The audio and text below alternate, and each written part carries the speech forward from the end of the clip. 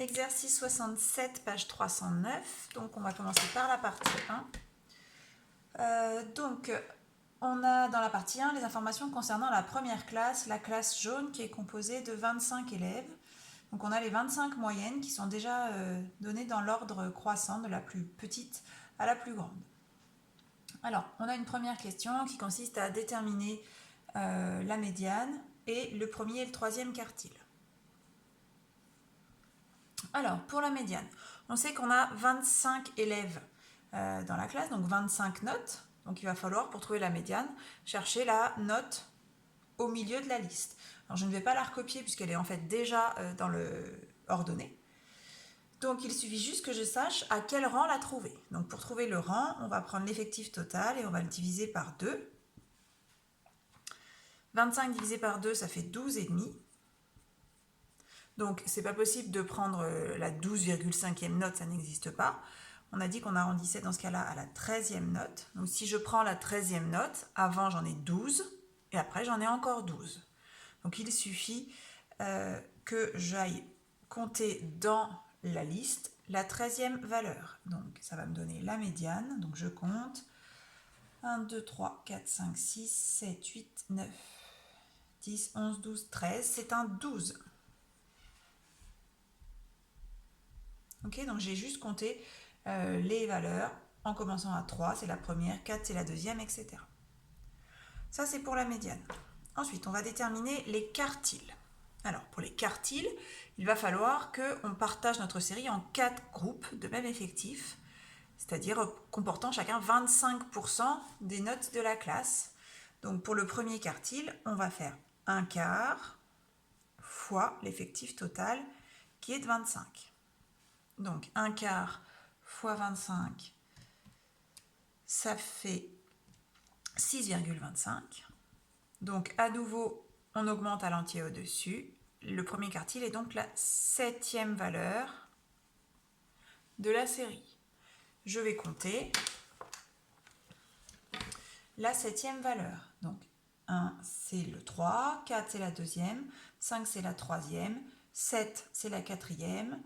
Ensuite, j'ai la 5e, la 6e et la 7e qui est un 10. Donc le premier quartile, c'est 10. On fait de même pour le troisième quartile, sauf que ce troisième quartile est aux 3 quarts de la série. On va avoir 75% de la série avant ce troisième quartile. Donc je calcule 3 quarts fois 25, ce qui fait 18,75. Ça veut dire que mon troisième quartile est la 19e valeur de la série. Je compte donc 1, 2, 3, 4, 5, 6, 7, 8, 9, 10, 11, 12, 13, 14, 15, 16, 17, 18, 19. Je tombe sur un 13. Donc mon troisième quartile est 13. Ça veut dire qu'au moins 75% des élèves de la classe ont une note inférieure ou égale à 13. Et donc du coup, au moins 25% des élèves de la classe ont une note supérieure ou égale à 13. Continuons avec la question 2, dans laquelle on me demande de calculer la moyenne de la classe. Il m'était indiqué au-dessus que pour la moyenne de la classe, il fallait que je calcule la moyenne des notes moyennes de chaque élève. Donc j'additionne le tout et je divise par le nombre de notes. Donc ça fait 3, plus 4, plus point de suspension, jusqu'à 18. On pense bien évidemment à compter autant de fois qu'on a, chaque valeur autant de fois qu'on l'a. On met par exemple 2 fois le 7 et on divise par 25. Quand on fait le calcul avec la calculatrice, on n'oublie pas, soit on utilise la présentation en fractions, soit on met des parenthèses autour de la somme. Et on obtient, je le fais en même temps que vous, alors 3 plus 4 plus 5 plus 7 2 fois, plus 10 5 fois, plus 11 2 fois, plus 12 5 fois, plus 13 3 fois, plus 14 une seule fois, plus 15 2 fois, plus 16, plus 18. On ferme la parenthèse, on divise par 25. Et on obtient 11. Voilà, donc la moyenne trimestrielle de la classe jaune est de 11. Passons à la partie B. Donc j'ai juste réindiqué les valeurs trouvées pour la classe jaune à la partie A et les valeurs qu'on nous donne dans la partie B pour la classe rouge. Alors vous avez ensuite deux affirmations pour lesquelles on doit dire si elles sont vraies, fausses ou indécidables, c'est-à-dire indécidables, on ne peut pas savoir. Alors, première affirmation, 50% des élèves de la classe rouge ont une note comprise entre 10 et 12.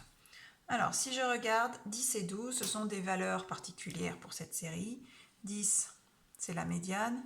12, c'est le troisième quartile.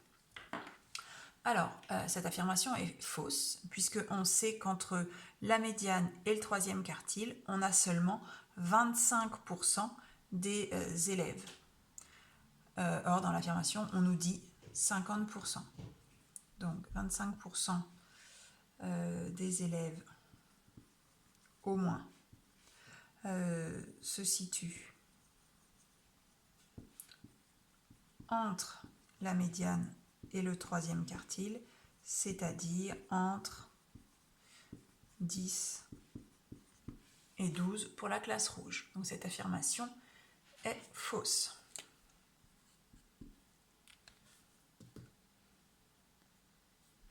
Passons à l'affirmation 2 qui nous dit au moins 50% des élèves de la classe rouge ont une note inférieure ou égale à la médiane de la série de la classe jaune.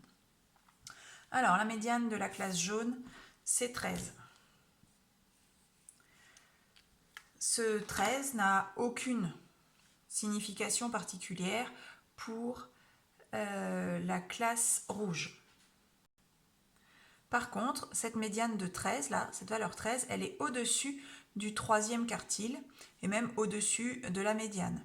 Donc ça signifie qu'on a, par rapport à ce quartile-là, on a au moins 75% des élèves qui ont une note inférieure ou égale à 12. Donc forcément, on a aussi au moins 75% des élèves qui ont une note inférieure ou égale à 13. Et si on en a au moins 75%, eh bien alors on en a aussi au moins 50%. Alors, faisons un petit diagramme pour finir de répondre à cette question 2. Je vous fais une boîte à moustache. Elle n'est pas à l'échelle, c'est juste pour se représenter les choses. Donc, pour la classe rouge, le minimum c'est 3, le maximum c'est 17. On a un premier quartile Q1 qui est 8, un troisième quartile qui est 12 et une médiane qui est 10. Donc, je vous rappelle qu'ici, on a 25% au moins, 25% entre 8 et 10, 25% entre 10 et 12 et 25% entre 12 et 17.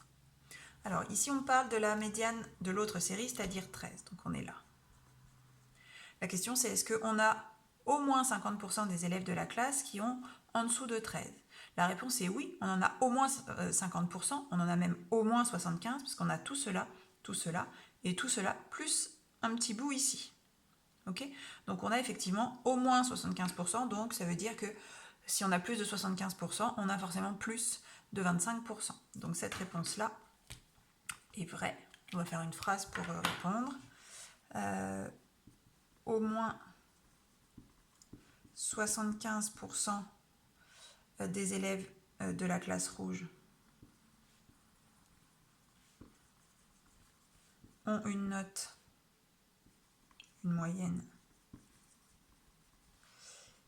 inférieure ou égale à 12, puisque c'est le troisième quartile. Donc, 12 étant inférieur à 13 et 75% étant supérieur à 50%, on a bien du coup au moins 50% d'élèves qui ont une note inférieure ou égale à 13.